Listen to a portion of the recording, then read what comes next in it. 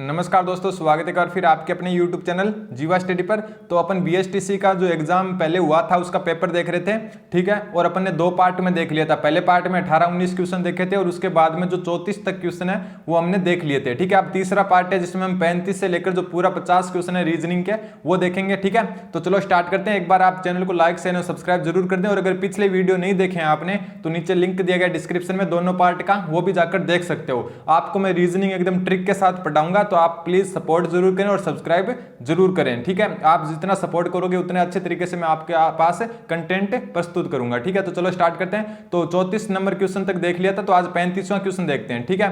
35वां question क्या है? सबसे पहले क्या है क्वेश्चन, क्या है वो देखो। एक पिता वर्तमान में अपने पुत्र से 3 गुना बड़ा है, ठीक है। 5 वर्ष पूर्व यानी 5 वर्ष पहले वे अपने पुत्र से 4 गुना बड़े थे, तो पुत्र की आयु ज्ञात कीजिए, ठीक है। क्वेश्चन एकदम इजी सा क्वेश्चन है, मैथ का क्वेश्चन है। थोड़ा सा मैं ऊपर कर देता हूं इसको स्लाइड को, ताकि यहां पर नीचे मैं आराम से आपको सोल्व करके दिखा सकूं, ठीक है। तो चलो स्टार्ट करते हैं। सबसे पहले क्या दिया हुआ है देखो कि एक पिता वर्तमान में अपने पुत्र से 3 गुना बड़े हैं, ठीक है। माना कि जो पिता है उनको क्या है एफ से लिख लेते हैं, ठीक है। एफ से लिख लेते हैं, ठीक है। ये वर्तमान आयु है किसकी? पिता की, ठीक है। एफ क्या है? वर्तमान आयु है किसकी? पिता की। और सन को एस से लिखेंगे तो क्या 5 के जैसा लग जाएगा। इसको हम सन को जैसे बी लिख लेते हैं, बेटा, ठीक है। और बेटा ये रहा, इसको बी है। ये क्या है?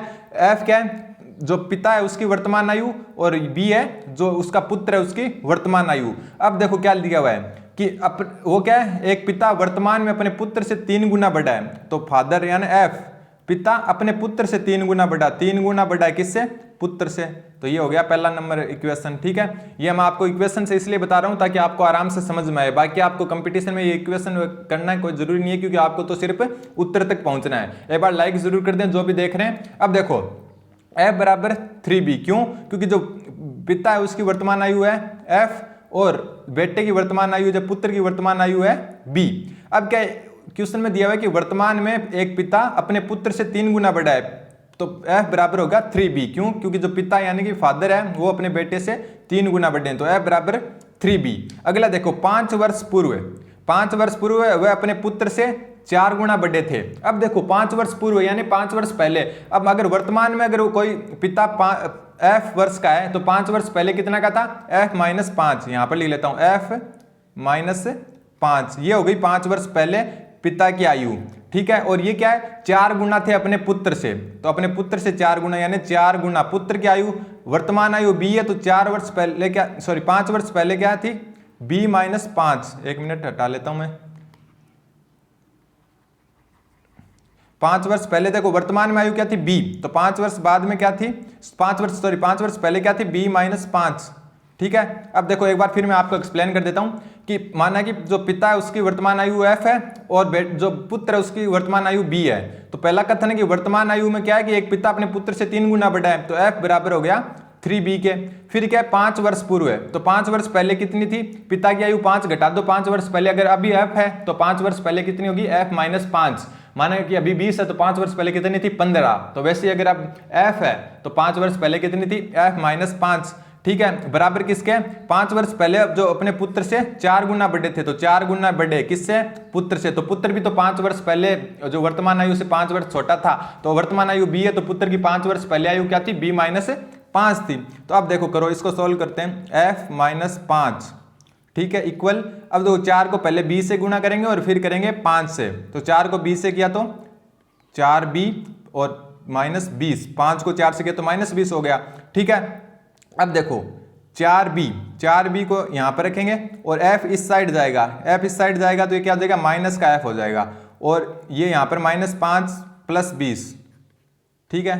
थोड़ा सा समझें कि ये 20 को हमने इस साइड भेजा है, तो ये माइनस 5 तो यहाँ पर माइनस 5 रहेगा, लेकिन जो ये माइनस का ये इस साइड जाकर क्या हो जाएगा? इस साइड जाकर प्लस का हो जाएगा। और ये 4b को यहीं रखा है और ये f इधर आके क्या हो गया? प्लस का f माइनस का हो गया, ठीक है। तो 4b माइनस f बराबर कितना हो गया? 15, ठीक है। इस साइड लिख देता हूं 4b माइनस f किसके हो गया? 15 के, ठीक है। अब देखो f समीकरण 1 में f किसके बराबर है? 3b के, तो f की जगह 3b लिख दो, तो 4b माइनस f की जगह क्या लिख दिया? 3b इक्वल किसके? 15 के। तो 4b में से 3b गया तो b कितना? 1 बचा, और किसके बराबर हो गया? 15 के। और b किसकी वर्तमान आयु है? किसकी? बी किसकी वर्तमान आयु है? पुत्र की। तो पुत्र की वर्तमान आयु क्या आ गई? 15 वर्ष आ गई। ठीक है, तो ये इसका राइट आंसर होगा। अगर आपको समझ में नहीं आए तो आप वापस पीछे जाइए और ये क्वेश्चन वापस देख सकते हो, एकदम इजी सा क्वेश्चन है। ठीक है, इतने बताने में इतना टाइम लगा, वरना ये लगभग 30-35 सेकंड का क्वेश्चन है। अगला क्वेश्चन देखिए, 36 नंबर क्वेश्चन कि 5 गुणा 9 बराबर 144 है। ठीक है, 7 गुणा 8 है 151, तो 4 गुणा 6 है 102, तो 2 गुणा 5 क्या होगा? अब देखो जल्दी से बताओ कि क्या हो सकता है। 5 गुणा 9, 5 गुणा 9 किसके? 144 के बराबर है। तो कैसे हो रहा है ये देखो, 5 गुणा 9 144 के बराबर कैसे आ रहा है वो देखना है। फिर है 7 गुणा 8, 7 गुणा 8 किसके बराबर है? 151 के। ठीक है, 7 गुणा 8 है 151 के। ठीक, और फिर एक दिया हुआ है 4 गुणा 6 दिया हुआ है 102 के बराबर। ठीक है, और फिर है 2 गुणा 5 पूछा है, 2 गुणा 5 ये पूछा है कि किसके बराबर होगा। तो ठीक है, तो चलो देखते हैं, एक मिनट, आवाज आ रही है? अब देखो चलो देखते हैं, 5 गुणा 9 बराबर किसके? 144 के। 7 गुणा 8 किसके बराबर है? 151 के। 4 गुणा 6 किसके बराबर है? 102 के। तो इस क्वेश्चन में देखो कौन सी ट्रिक लग रही है कि 5 गुणा 9 144 है। ठीक है, 7 गुणा 8 है 151 है, आवाज सही से आ रही है कि आपके पास? 4 गुणा 6 102 है, तो 2 गुणा 5 कितना होगा? अब देखो पहले क्या हो रहा है, 5 गुणा 9, 5 गुणा 9। अब देखो ये थोड़ी सी ट्रिक दिमाग से देखना, 5 और 9 को जोड़ो। गुणा का मतलब ऐसा नहीं है कि 45 इसके बराबर है, इसमें कोई ट्रिक लग रही है, रीजनिंग की कोई ट्रिक लग रही है। 5 और क्या है 9 को जोड़ो, कितना आया? 14 आया। फिर क्या हुआ? 5 को 4, ठीक है, 5 को 4 सॉरी 9 को 5 में से घटाए तो क्या आया? 4, तो ये हो गया 144। एक बार फिर देखो, 5 में 9 जोड़ा कितना आया? 14, 14 आया। फिर उसमें क्या है, 9 में से 5 घटा दिया, यानी बड़ी संख्या में से छोटी संख्या घटा दी, तो कितना आया? 4, तो 144 हो गया। वैसे ये देखो, 7 में 8 जोड़ा तो 15, और 8 में से 7 गया तो 1, तो 151 आ रहा है। ठीक है, फिर देखो आपको जैसे क्वेश्चन देखते ही ट्रिक आ जानी चाहिए। 4 को 6 से जोड़, मतलब जो 4 में 6 जोड़ो कितना है? 10, और 6 में से 4 गए तो 2, 102 आ रहे हैं। तो वैसे इसमें कर दो, 2 और 5 7, और 5 में से 2 गए तो 3, 73 आ गया। ठीक है, तो इसका उत्तर होगा डी 73। एक बार फिर मैं बता देता हूं कैसे होगा। देखो 5 गुणा 9 144 बन रहा है, 7 गुणा 8 151 बन रहा है, 4 गुणा 6 102 बन रहा है, 2 गुणा 5 73 बन रहा है। तो कैसे? 73, ये मतलब क्वेश्चन मार्क था, 73 तो अपन ने बनाया है। अब देखो ये क्या, 5 गुणा 9 144 कैसे बनेगा कि 5 और 9 को जोड़ा तो 14, ठीक है, 9 और में से 5 निकाले तो 4, तो 144 हो गए।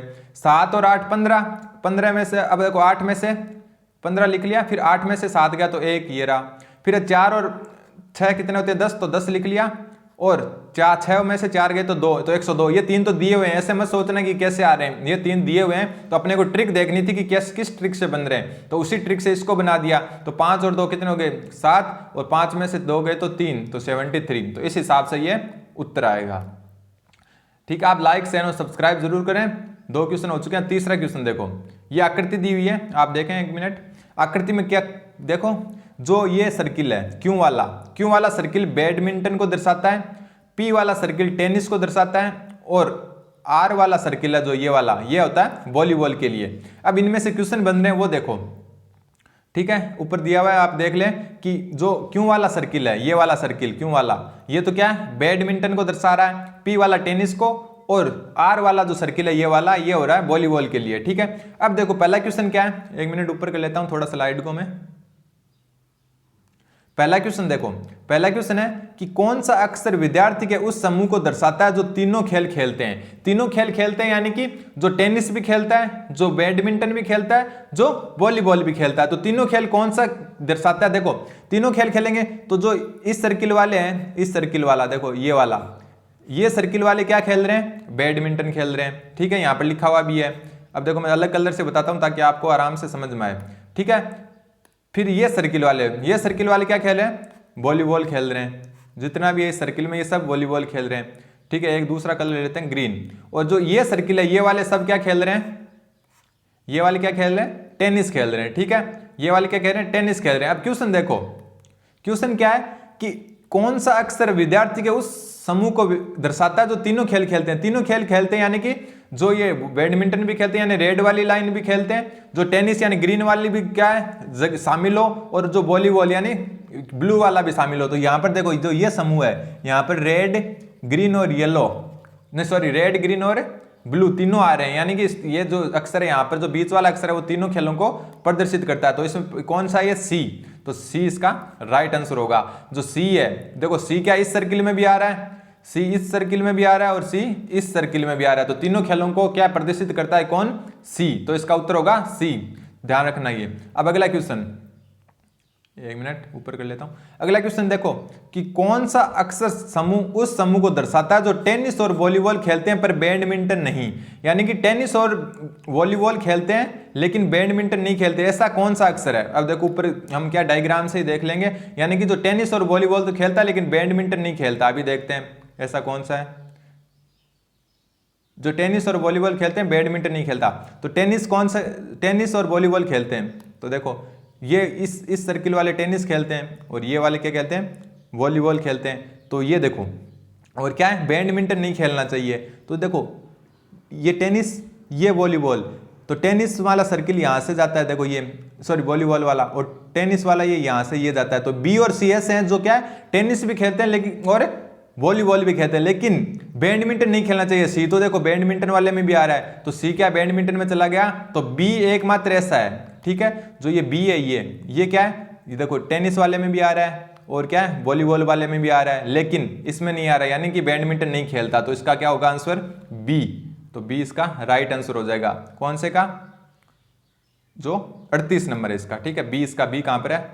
ये रहा बी, डी इसका राइट आंसर हो जाएगा। अब अगला क्वेश्चन, अगला क्वेश्चन है 39वां। ये भी क्या है? उसी पर 4 क्वेश्चन उसी जो डायग्राम है उस पर आधारित है कि कौन सा अक्षर विद्यार्थियों के उस समूह को प्रदर्शित करता है जो टेनिस खेलते हैं पर ना तो बैडमिंटन और ना ही वॉलीबॉल। यानी टेनिस तो खेलते हैं लेकिन बैडमिंटन और वॉलीबॉल नहीं खेलते। ऊपर डायग्राम से देखते हैं, टेनिस खेलते हैं, ठीक है।